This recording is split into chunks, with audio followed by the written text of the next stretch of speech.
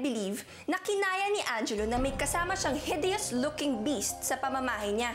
Hindi ka hulog ng langit, sinuka ka ng impyerno, tignan mo yung mukha mo! Kahit magkagusto sila sa'yo, iiwanan ka rin nun! Walang tunay na magmamahal sa'yo! Alam mo, Jessa, lahat tayo may katuwang sa mundo. Hindi mo pa siya nakikita, kaya huwag ka mawalan ng pag-asa. Galing yan sa mom ni Angelo. Ano mo bang first time ko nakatanggap ng flowers? Ano kaya yung feeling kong hanggaling sa'yo mismo yung mga bulaklak na to? Ang sarap mangarap na pwede mo ring mahalin ng isang katulad ko.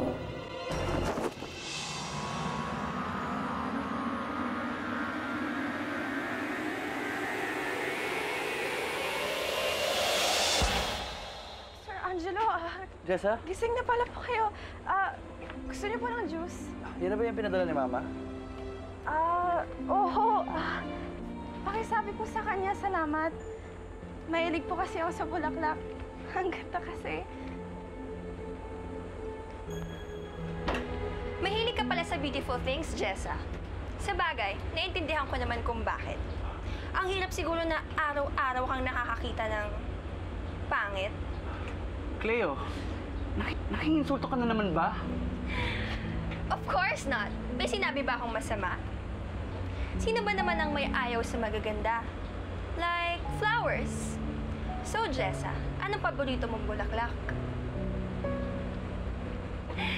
Jessa naman, I'm just asking you a question. It's not like I'm gonna bite you. Roses po. Yung kulay pink. Narinig mo yun, Angelo? She likes pink roses. Cleo, ano ba ginagawa mo dito? Di ba meron tayong shoot? I'm here to work.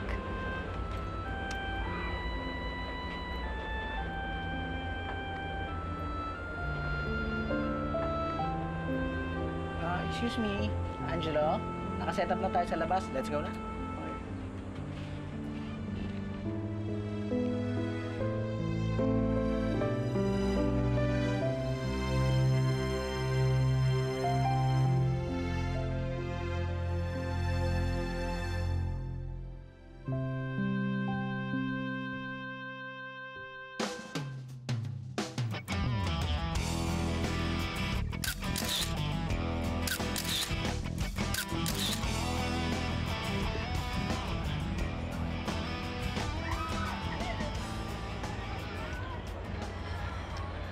Masyado namang OA yung Jessa na yun kay Angelo. Kulang na lang sambahin niya, ah. Huwag ka nang magulat kung ganyan siya. I just found out na may gusto pala siya kay Angelo. Nagsiselos ka ba sa kanya? Excuse me, hibang ka ba? Bakit naman ako magsiselo sa isang low-life creature like her? Ikumpara ba naman ng isang Diyosa na katulad ko sa isang halimaw? Pwede ba? Sa tingin mo, magkakagusto si Angelo sa alalay niyang mukhang dinosaur? Sige na, ikaw na maganda. Eh, kung alam mo palang walang panama sa'yo yung Jessang yan, eh bakit naggalit ka pa sa kanya? Ayoko lang talaga na may ugly being na umaaligid sa akin. At syempre, lalo na kay Angelo. Eh, ano nang plano mo ngayon kay Jessa?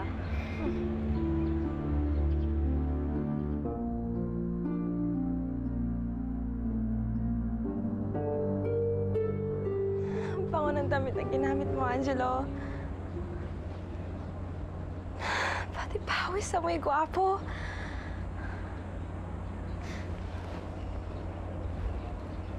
Hi, Jessa! I heard na ikaw daw ang nag-alaga kay Angelo nung may sakit siya. At dun ka rin daw nag-overnight sa bahay niya? Opo. Di ko na po ulitin kung ayaw niyo. Huwag po kayo magalit sa akin. Don't worry, hindi ako galit sa'yo. In fact, I'm here to thank you. Thank you na inalagaan mo siya. So, tell me, paano mo siya inalagaan? Kung paano po mag-alaga ng may sakit. Pinupunasan, pinagluluto, pinainom po ng gamot niya. Wow! For sure na-touch si Angelo sa pag-aalaga mo sa kanya. Alam mo ba na ikaw palang nakakagawa ng bukod sa mami niya? For sure na hindi ka na niya makakalimutan. magiging espesyal ka na para sa kanya.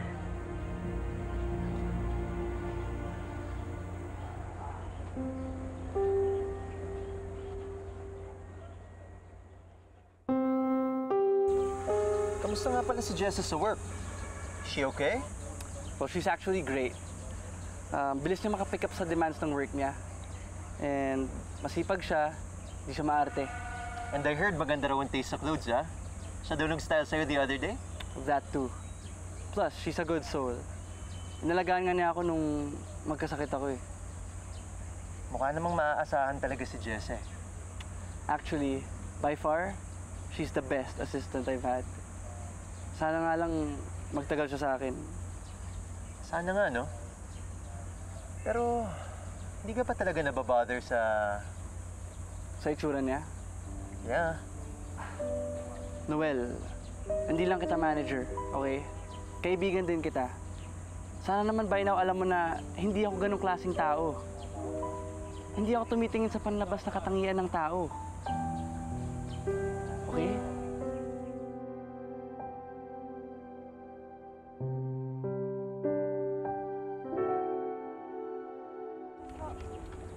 Oh.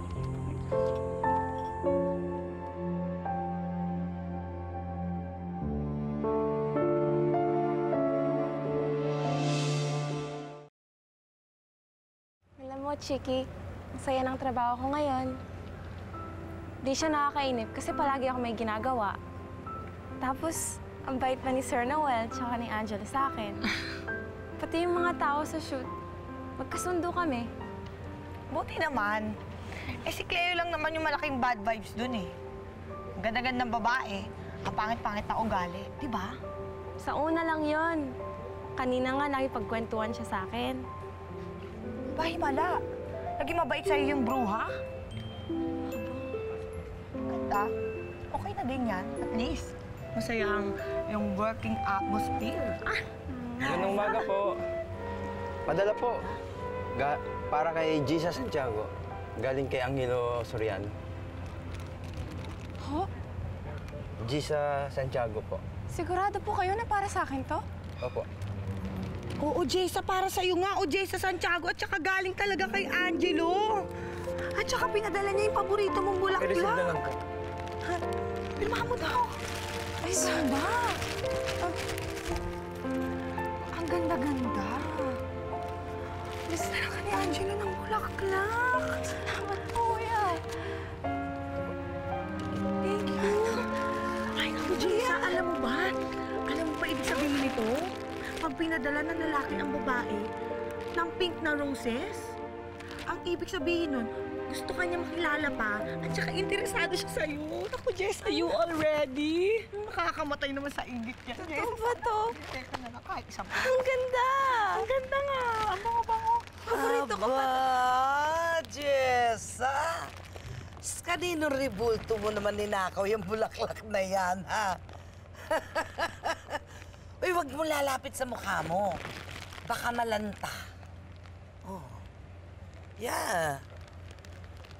Maganda ang bulaklak. Pinadala po sa akin to. Oh? Talaga? Joke ka naman. Look, may bulaklak. Sino naman nabigay niya sa'yo? Chokoy, kapre. Sus, Jessa.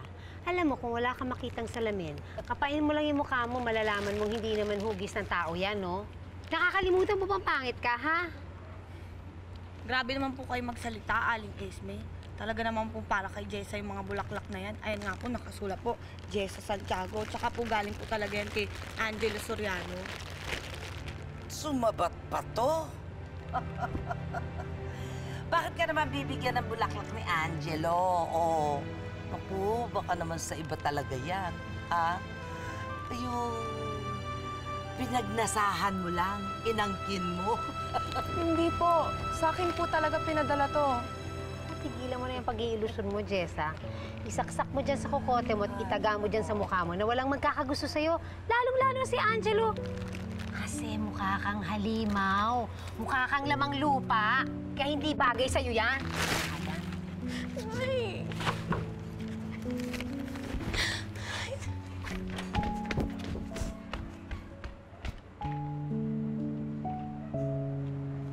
Baka gusto mo sumunod.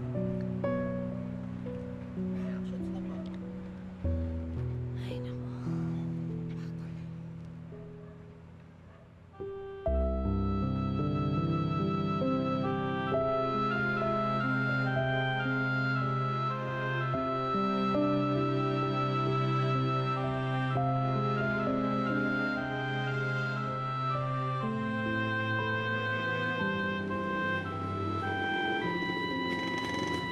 Jessa! Jessa, oh. Nasalba ko doon sa tinapon ng nanay mo. Eh, yung iba kasi, sira na eh. Kaya di ko na kinuha. Eh, naisip ko, sayang naman kasi galing ko kay Angelo, di ba? Hindi mo na dapat kinuha to. Hindi naman talaga bagay sa akin na binibigyan ng bulaklak.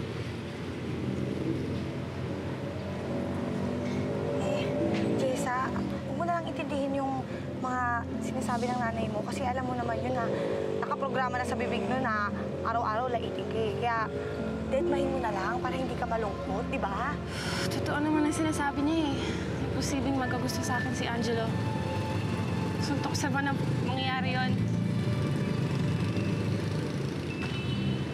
Isa kasi siyang modelo, di ba?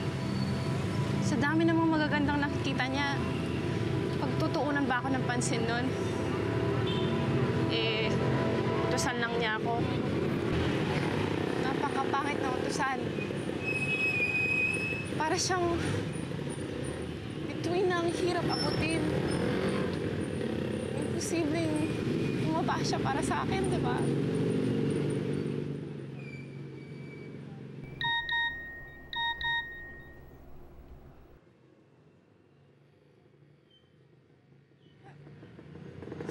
Si Angelo nag-text sa akin. Sabi, patingin. Patingin. Did you like the flowers? I hope to see you in my condo tonight. Yes, a date! Date! Nakakaloka! Di ba sabi mo, para siyang bituin na mahirap abutin. Well, ito na yung chance mo. Bababa na yung bituin. Bumaba na yung bituin galing sa langit para sa'yo. Oo nga! Totoo ba yun? Sige! Ang saya! O, tingnan mo, buti na lang sinabi natin yan. Pwede mong gawing bookmark, hindi ko sa libro, di ba? Masyadong mataas ang pangarap ng Jessang yan. Nabigyan lang ng bulaklak, alam mo kung sino na. Eh, kung talaga naman si Angelo nagbigay ng bulaklak na yon, eh, nagsasabi ng totoo sa atin si Jessa. Oh.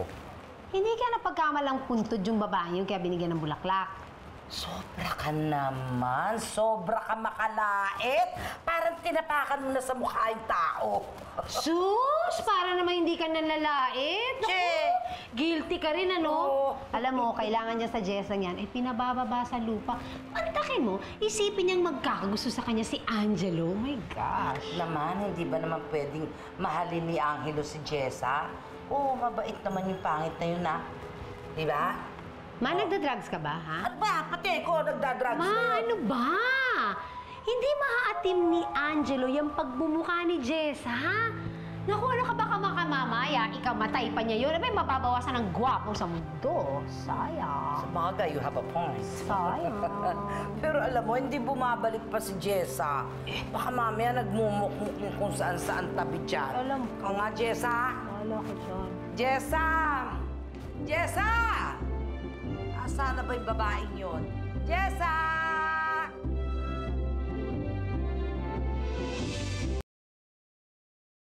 Jessa, asan ka ba? Chiki, nandito ako. May nahanap ako maganda dito. May nahanap din ako maganda dito. Bagay na bagay sa'yo. Di mo masyadong sexy yan. Bagay sa'yo ang sexing damit. Hindi mo ba natatandaan ng masquerade ball? Pinagtitinginan ka ng lahat dahil ang sexy mo.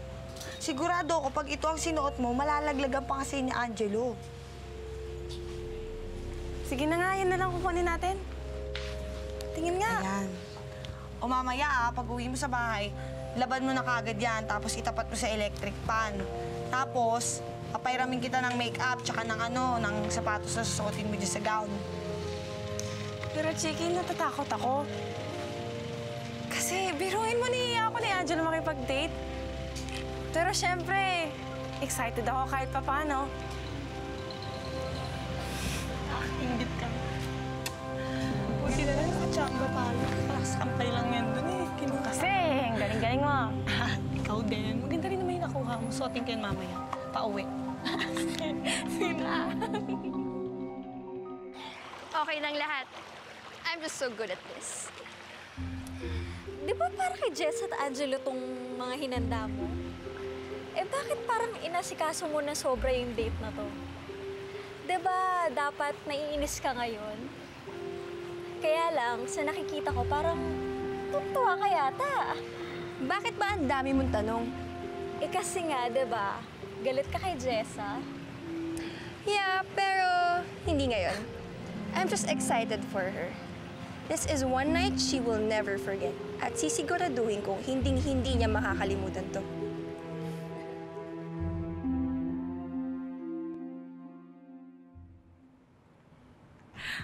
Ayan, ang ganda-ganda mo na. Alam mo, Chiki, hanggang ngayon, di ko pa rin alam kung totoo to. Di ako sigurado kung ano ba dapat maramdaman ko. Totoo bang magda-date namin ni Angelo? Kumalma ka lang. Huwag kang magpapahalata na masyado kang kinikilig. Ganun yun. Dahil dyan, tawag lang ako ng taxi. Diyan ka lang, ha?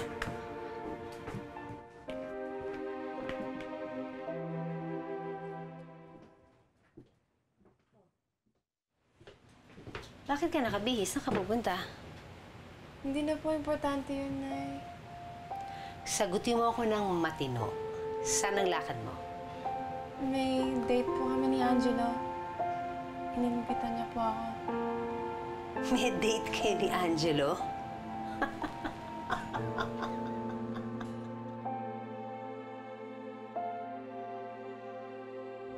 Jessa?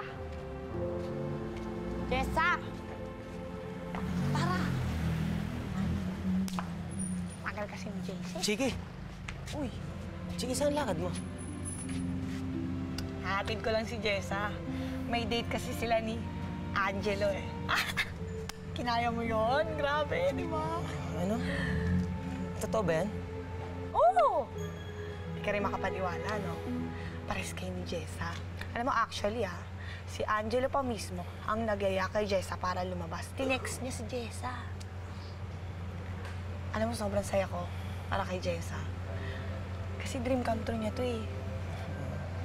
Ganun ba? Mabuti naman masaya siya.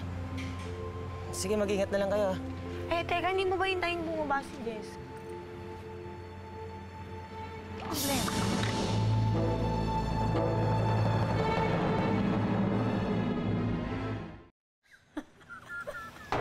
Nay, ano po bang ginawa ko? Ba't niyo pa ba akong Eh, kasi nananaginip ka eh. Para magising ka. At tinudo mo pa. Nag-makeup ka pa. Wala naman nangyari. Wala naman epekto. Pangit ka pa rin. Bakit naman pangit, Nay? Pero totoo po ang sinasabi ko. Niyaya po ako mag-date ni Angelo at binigyan niya po ako ng bulaklak. Bakit po ba ang hirap paniwalaan yun? Dahil po ba nagwapo siya? O talagang parang imposibleng mag-aksaya siya ng oras para sa akin? Bisyosa ka kasi. Wala naman lalaki may iinganyo sa'yo eh. Kaya pwede ba tigilan mo na yung pag-iimbento mo? Alam ko pong nahihirapan po kayong paniwalaan na may gusto sa akin si Angelo. Pero hindi naman po imposible, di ba? Imposible talaga. Kaya pwede ba tanggalin mo na yung koloreto sa mukha mo, ha? Nay, hindi po sa lahat ng bagay ay pakikinggan ko po kayo.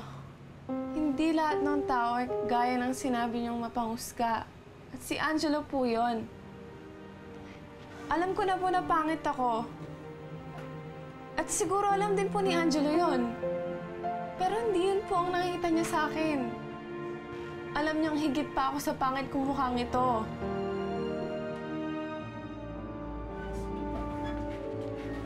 Hoy, Jessa!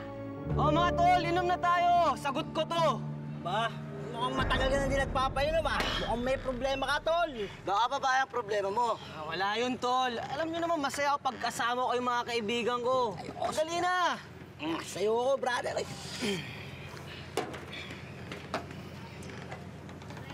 Yan sana inuubos. Mainam. Malalaman pag lasengot kagam. Hatid ko lang si Jessa. May date kasi sila ni Angelo eh. Kinaya mo yun? Grabe, di ba? Ano? Totoo ba yan? Oo! Hindi ka rin makapaniwala, no? Pares kayo ni Jessa. Alam mo, actually si Angelo pa mismo ang nagaya kay Jessa para lumabas. Tinext niya si Jessa. Alam mo, sobrang saya ko para kay Jessa. Kasi dream come true niya to eh. Kanyar sa'yo.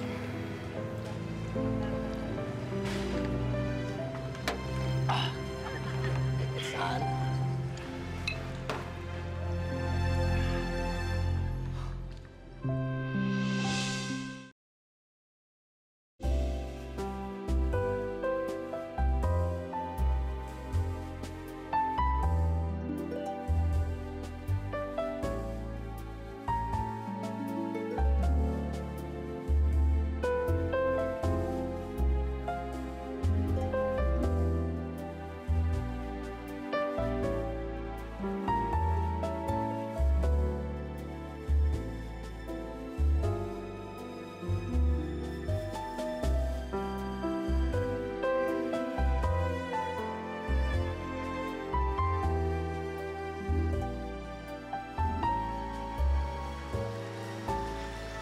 Ganito pala ang pakiramdam makipag-date. Napaka-espesyal ng lahat.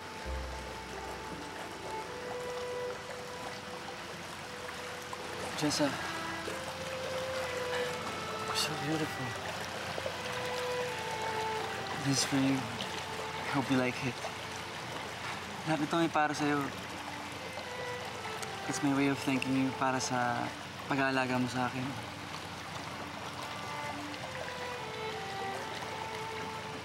Sobra-sobra na ito, Angelo.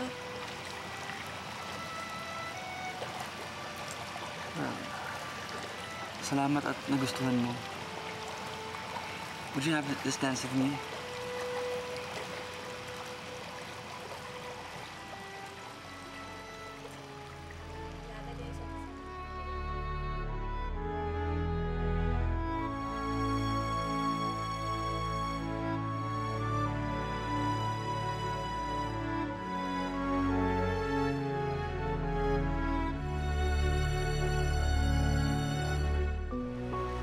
Tumingin lang sa akin yun. Mahal ka bang titigan ng matagal? Di ka ba naaasiwa sa mukha ko? Kaya may nagsasabi na pangit ako. Hindi ako tulad nila, Jessica. Hindi kita nakikitang pangit dahil nakikita ko ang tunay na kalooban mo. Para sa akin, maganda ka. Dahil isa kang mabuting babae. Yun naman ang importante eh. Dahil yun ang nagtatagal sa puso ng tao.